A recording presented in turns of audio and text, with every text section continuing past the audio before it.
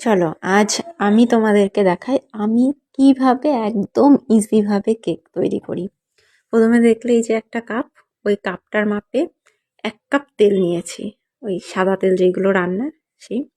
আর ওই কাপেরই মেপে মেপে 2 কাপ এই যে এরকম চিনি গুঁড়া। ব্যাস, এর ভেতরে এবার আমি এইটাতে দেখাচ্ছি জাস্ট, কিন্তু আমি এতে কিছু করব না। আমি এবার মিক্সিং এই যে বোলটা, এর ভেতরে আমি ওই তেল, চিনি, তারপরে 2টো ডিম ফাটিয়ে দিয়েছি।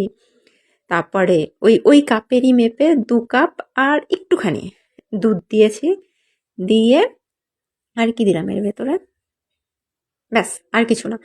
এই দিয়ে এবার এটাকে ভালো করে মিক্সিংয়ে গ্রাইন্ডার করে নিয়ে আসবো। এই নিয়ে এসেছি দেখো। এবার আর একটা যেটাতে আমি কেক বানাবো, যেই বাটিতে, ওই বাটিতে ভালো করে তেল ব্রাশ করে তার উপরে ময়দা, মানে গুঁড়ো ময়দা দিয়ে ঝাঁকিয়ে ঝাঁকিয়ে ঝাঁকিয়ে ঝাঁকিয়ে ওইটা ভালো করে নিয়ে রেখেছি। আর এইদিকে ওই কাপেরই 3 কাপ মেপে ময়দা নিয়েছি। তার ভেতরে এবার দিয়ে দিচ্ছি 2 চামচ, চা চামচের 2 চামচ বেকিং পাউডার, আর ওই চামচেরই 1 চামচ বেকিং সোডা। ব্যাস, দিয়ে ওইটা ভালো করে কি বলে নিয়ে নিলাম, মিশিয়ে নিয়ে এবার ওই মিক্সটা দিয়ে ভালো করে ব্যাটারটা ফাটিয়ে নিয়েছি ভালো করে। এবার এর ভিতরে ভ্যানিলা এসেন্সও দিয়েছি, কিন্তু ওইটা দেখা যায়নি, ওইটাও দিয়েছি 1 চামচ। আর ড্রাই ফ্রুটস যা যা ছিল, ওই টুটি ফুটি, একটু মোরব্বা, একটু কিশমিশ, এইসব দিয়ে ভালো করে মিশিয়ে নিয়ে ওই কেকের বাটিটার ভেতরে দিয়ে দিলাম।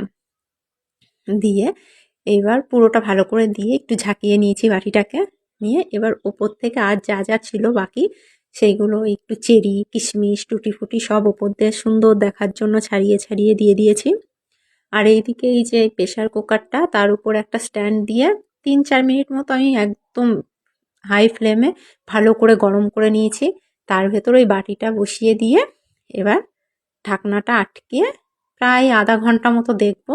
এই যে আধা ঘন্টা পরে, এই দেখো হাফ, মানে এখনো হয়নি, কাঁচা রয়েছে পুরো। আমি আরও 15-20 মিনিট মতো করেছি।